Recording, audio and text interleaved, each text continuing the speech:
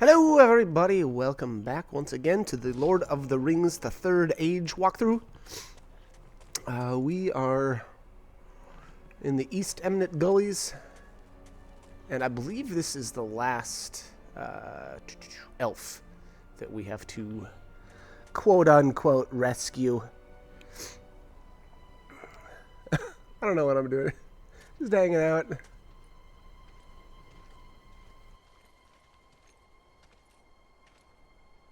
We plan to ambush some Isengard Uruk-hai. What shall my group do? Prepare to charge when he opens fire.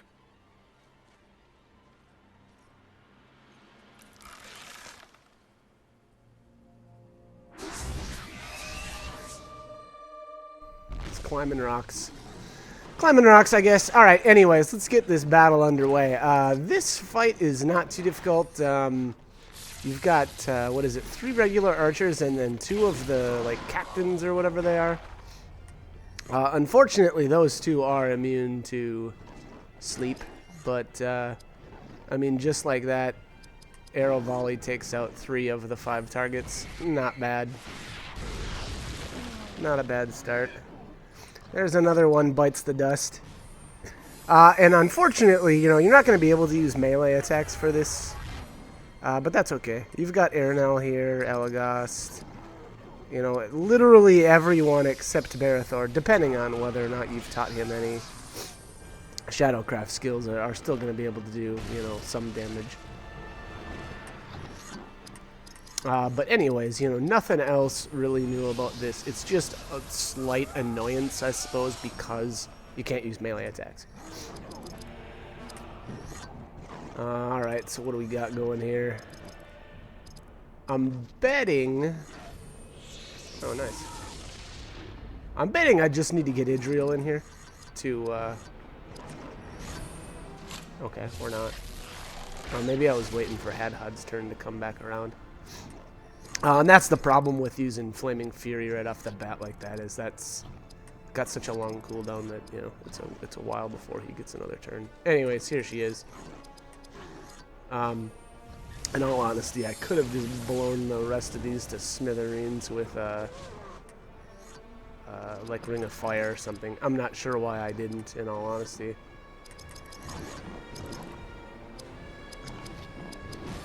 I guess I wanted to give Barethor the honor. There you go. So that's that. Once again, that's kind of how a lot of these battles are going to play out from this point on. Just because... Oh, nice. Gondorian shortbow. Yeah, so I taught, you know, like I said, I taught most of my characters the Shadowcraft abilities, and, you know, like I said, I mean, I've literally been building my characters this way the entire game, and so this is kind of where it all starts to pay off, in all honesty. You know, some of the battles are still going to be a little more, I guess, normal. I don't know what a better way to describe it. But you know, a lot of the just regular trash like this, I'll just be, you know, using Wheel of Fire or Black Speech or that kind of thing. So, anyways, we've got to explore down here. I'm not sure if I got. Yeah, it's not looking like I explored this area yet, but I know there's at least one treasure chest somewhere around here. No, maybe I must explore that a little bit later. All right, anyways, we're gonna head through here, and there's a little cave. I know there's a treasure chest in here too, and then at the far end, we'll end up coming out up above. I don't know, like the area we started out at, the kind of like the beginning of the East Emnet Gullies, and there's a couple of excuse me, a couple more treasure chests up there that we'll have to pop open and. Anyways, yeah, so, you know, we'll collect some treasures and then kind of go about our business. It ends up being a bit of a kind of like a dead end. You know, there's like kind of like an outcropping of rocks, and you kind of cruise around up there, grab the treasures, and then you'll have to come back through this cave again to go back to the northern area. Anyways, looks like I'm just building up some.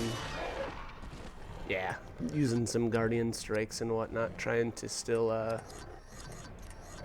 guess, get some skills that I don't have yet.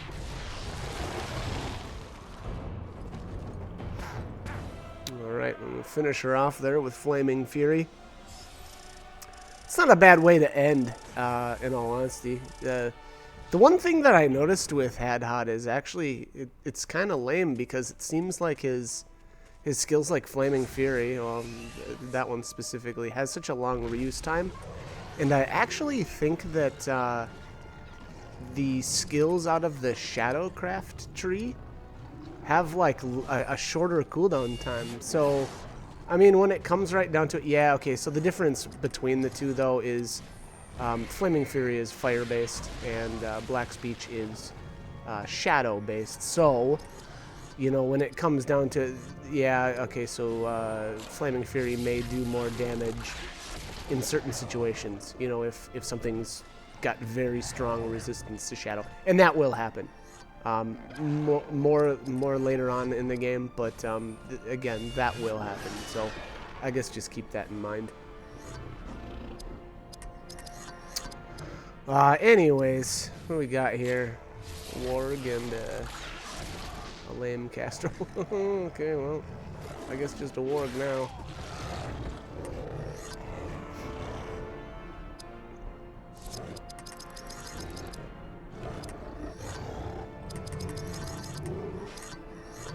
It's kind of weird that I'm skipping. I guess I didn't want to finish this thing off before Idril got a turn. I guess that was what I was going for. Yeah. And it won't be forever that I swap characters in like this too. I think. Oh, okay. So Elagos got a piece of armor there too. Nice. It's not going to be forever where I'm swapping in characters. At a certain point in the game, I just stopped doing that, and I kind of stuck to, I guess, using probably my main 3 characters. I don't know when that point actually, you know, comes up, but I guess keep that in mind. Again, I did, you know, I don't know. It got to the point where it was like, okay, well, do I really even need to bother leveling the rest of my characters? And the answer was kind of no, so I guess they, you know, a couple characters just fell to the wayside. I think Morrowind and Elagos, actually, it's kind of weird. I was completely dependent on him in the beginning of the game, and then towards the end it wasn't the case. So Morrowind, Elagos, and Eowyn, which we don't have yet, but anyways, yeah, so those 3 kind of fell to the wayside, and I just kind of kept going with Berethor, Idril, and Hadhad. And reason being, I don't know, I guess, you know, like, for one thing, Elagos is, you know, the king of status effects, and once I got to this point where I could just wreck everything with the Shadowcraft tree, he kind of fell to the wayside because I didn't need to sleep anything anymore because things were dead like within 1 round, you know. I mean, oftentimes one character would be one-shotting everything on the field, so there was just no reason. And let's see here. So Morrowind, which actually we don't have her yet either. We get her quite soon. I didn't use her as much just because, I mean, so unfortunately, the last 2 characters, and, you know, it's not going to be like that for every game, but being that I did so much leveling, I kind of like around this area in the game, I felt like then the last 2 characters just were at such a level disadvantage in comparison to everybody else that they just didn't seem as useful.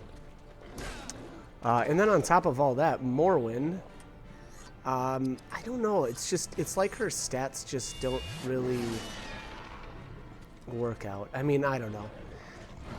You know, the good thing about her is she's got 2 really good passives that increase her strength and her dexterity. So that she's got that going for her. She does decent damage, I guess, but she also she takes hits really poorly. She's got really low constitution, and she's not tanky at all, which is fine, you know, if you're going for like a straight damage dealing character, and that, you know, like I said, that's fine. It's just by the time you get her, I feel like my other characters have really come into their own, so it's hard to it's just hard to fit her in all honesty. So that being said, though, she can steal items, and that's I guess that is there's something to be said for that. I mean, she's literally the only character that can do that, and there's no elf stone in the game that's going to allow you that skill. So so again, that she's got that going for her. All right, let's equip some stuff here. Guard Greaves. All right.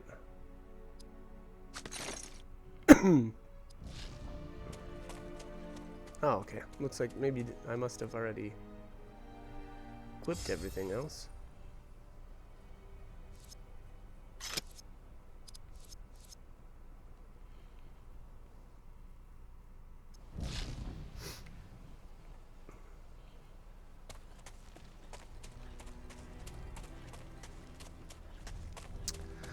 All right, this next fight coming up here is one that I actually spoke about a little bit in one of the previous videos, but here we've got 3 Nazgul. And these guys are a random encounter. You'll never see these as a fixed encounter here in the gullies, but, you know, again, you will be able to run into them as random encounters, and these guys are worth a crazy amount of experience. And the best thing, they're super easy to beat. I didn't need to use this mountain shield, but this was the first time I had run into these guys in a long time, so, or you know, in this playthrough. So I didn't really remember what to expect. It's important to know, though, that they cannot be slept. So here I waste quite a bit of time, unfortunately, with Elagast trying to sleep them. And by that I mean, you know, I tried once, and then, you know, it's got such a long reuse time on it that it just kind of stinks. But anyways, their attacks are not very strong. If I remember right, they were doing somewhere around 500 damage to me. So, you know, even my weakest character here could have taken a hit from all 3 of them, you know, in a round and lived. So, I guess don't stress about these guys too much if you do run into them. They're super weak. You know, it's pretty embarrassing, actually, for Sauron. I mean, these are supposed to be his top dogs here, and they're just kind of chumps. Anyways, I think you can use crippling type abilities on them. I don't think that they can be paralyzed, though. But you know, in all honesty, I don't really feel like you need to. They're so chumpy that you can totally absorb their damage and not have to worry about it. I use Shield of Courage here because I wasn't sure if they used Fear or not, and they don't. These guys literally only use the same attacks that I think the boy, was it the Eregion Evil mode? I think that had a Nazgul, right? And these guys use the exact same attacks. It's, you know, Wraith Thrust or whatever, Wraith Slash, and then what is it, like Nazgul Scream or something like that. So again, you know, nothing really, just nothing to worry about. They're just complete turds, for lack of a better description. But the great thing is, like I said, they're just worth a ton of experience, and I'm not really sure why. I guess maybe because they have so much health or something? I don't know, but they go down pretty quick. Well, I shouldn't say that. They do. I mean, look at that. That guy took 5k to the face, and he's still kicking. Yeah, there you go. Crippling abilities still work on them. So if you are worried about taking damage, you can just, you know, cripple them. Things like Wheel of Fire is really good on them. Any type of bleeds, obviously. I mean, basically, you just gotta treat these guys as kind of like bosses, like mini bosses. You know, so any type of damage over time skills you can use. Yeah, look at that, 2,000 damage for Wheel of Fire. That's nice. That's good stuff right there. Otherwise, you know, just keep them crippled and make sure that they're not even getting turns at all.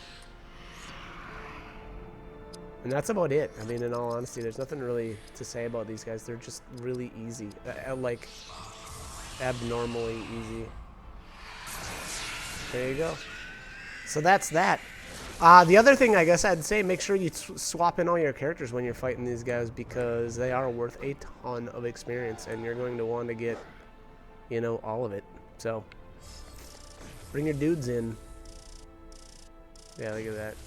114k experience for Barathor. Like, granted, I think he got all 3 kill shots.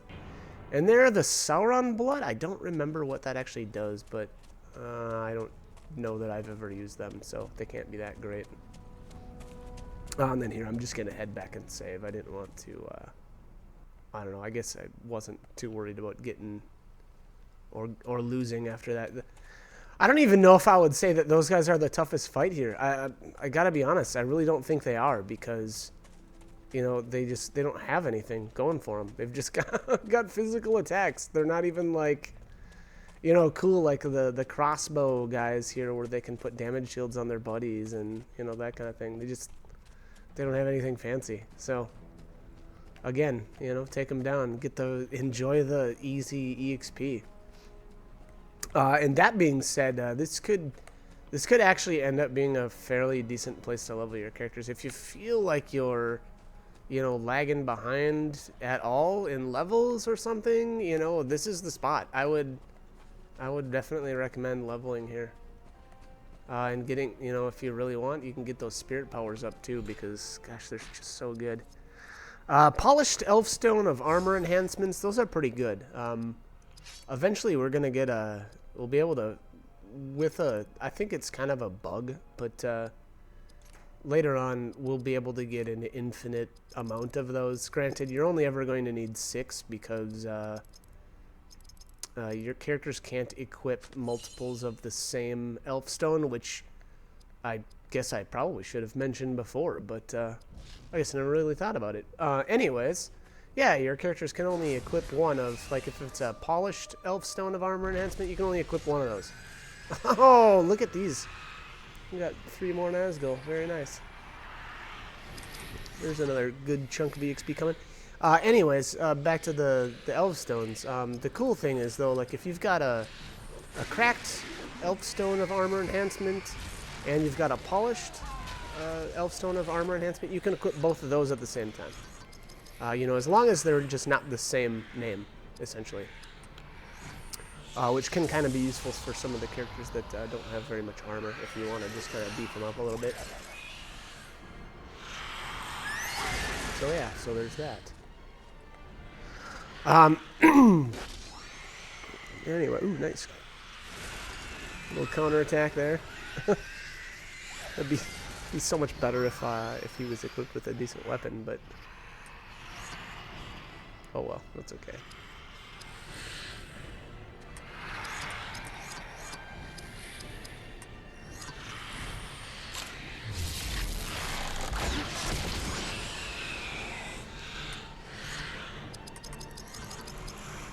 Alright, so this is pretty much business as usual here with these guys.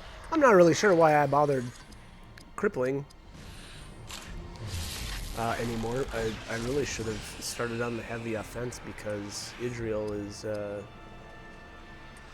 wait, right? Didn't I already use her once? Maybe I didn't. Okay. Okay, so that's why I guess what I was waiting for, bringing her in.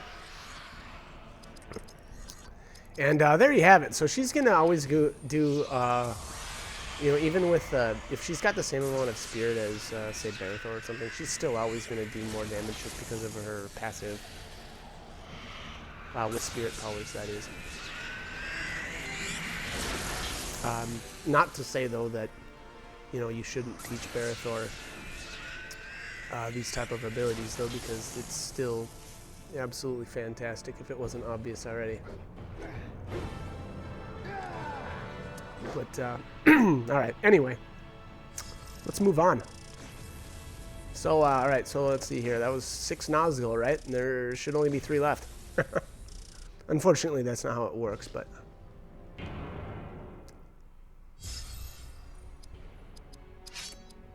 It's still kind of crazy. I find it a little strange that they even put those in here. And then one other thing I want to add. So we'll run into Nazgul later on in the game as well. And they're just not worth anywhere near the amount of EXP that you get from these guys. And they're much more difficult to beat. These guys are, you know, like I said, they're absolute chumps, and they've got an okay amount of health, but not enough for them to, you know, accomplish anything with. Womp womp. I'm such a trash talker. All right. Anyway, I think we've completely discovered everything here, other than, you know, like I said in a couple videos there, around the Warg area, I missed. What was it? It should have been like 4 orbs on the ground. I think 2 of the orbs don't really give you much. They give you, like, you know, battle items. But there was 2 treasures there. One, a sword for Barathor that I missed, and a piece of armor. And I think it was, anyway. I think it was a piece of armor, and I thought it was for Idril. I'm not 100% sure on that, but anyways. Yeah, that's it, other than this.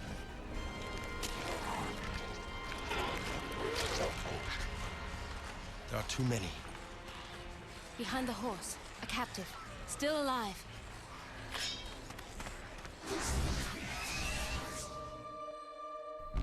Alright, so it looks like, what were the Uruks making some glue there, or were they eating the horse? I don't know. I'm gonna go making glue because it's funnier. I'm just kidding.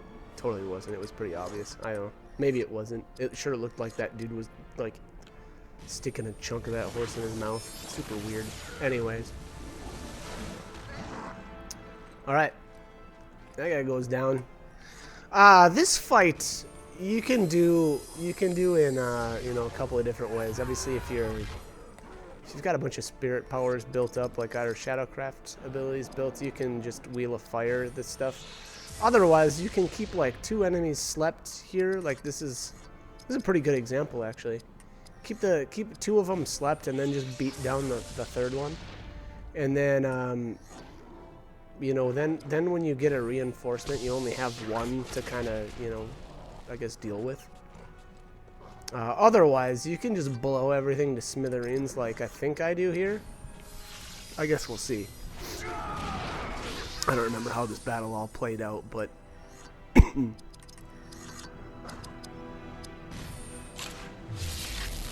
yeah, I guess so far we're sticking with the single target strategy. Oh, okay. Yeah, so it's time to bring Hadhad in. And Hadhad's gonna bring the pain. 5K. Wow, okay. That's pretty impressive. And this is what I mean. So now all 3 come in, and now you've got 3 unslept monsters to deal with. So again, you know, it's up to you and how you're all set up, but I'm just gonna Wheel of Fire the crap out of... Oh, okay, so what's the deal here? I'm doing way more damage now. Alright, I guess that was it.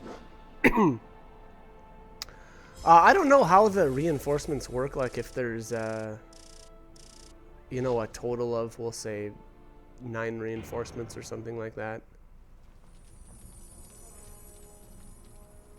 You have strange powers, lady. Long have my people defended you unseen. I am grateful, for I was cut off from my fellows. I did not expect to survive the night. Travel with us. We shall help you find your company, so you may rejoin them. Here, our forces must part ways. We shall meet again before you leave this land. I will fulfill my part in this. He shall prove worthy of our trust. So, now we're pushed into hostile land, lost, on foot, and without aid. This is a marvelous quest you're leading us on.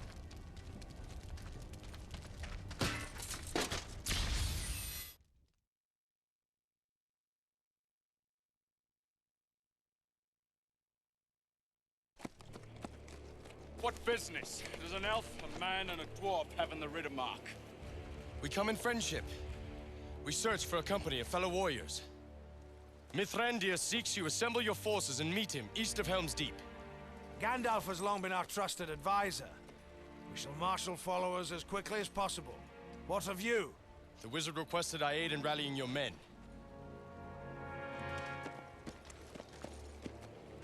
Look for your friends, but do not trust to hope. It has forsaken these lands.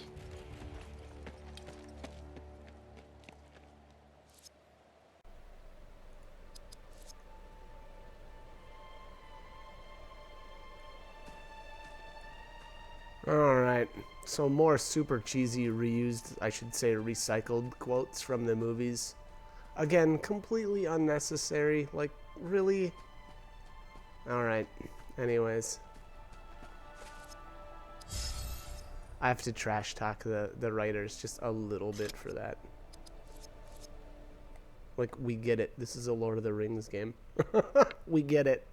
Stop beating us over the head with it. Anyways, here we are in Rohan. Let's see here. Let's see if we got enough time. Maybe we've got enough time to do the evil mode for the gullies, sorry. We'll see here. I'm not sure. It sure looks like I've got enough time in the rest of this video to take care of that, so we will see.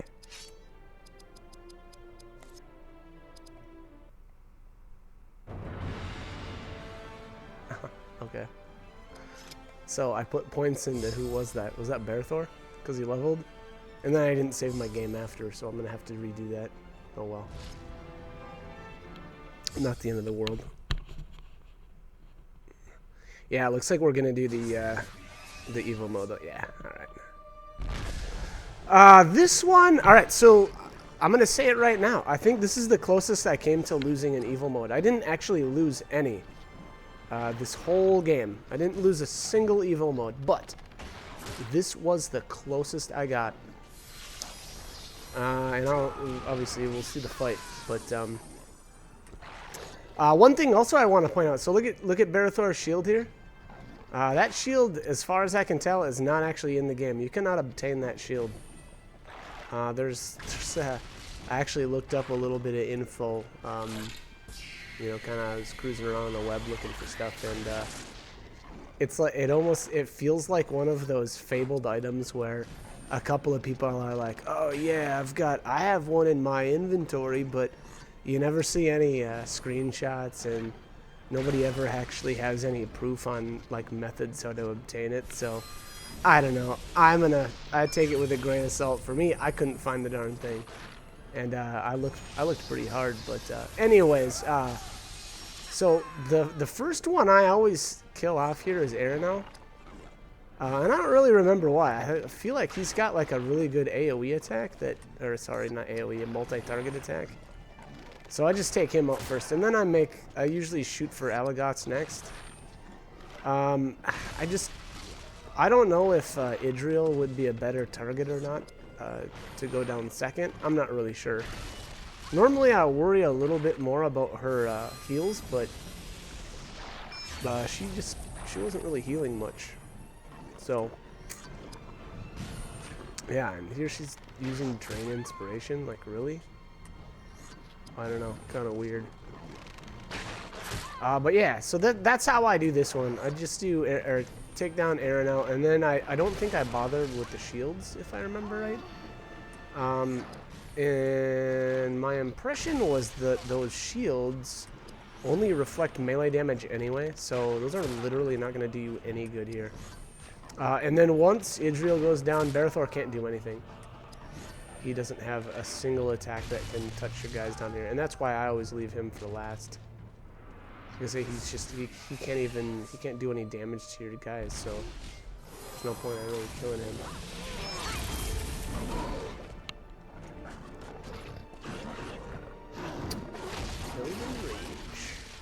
This fight, I can't remember if we get.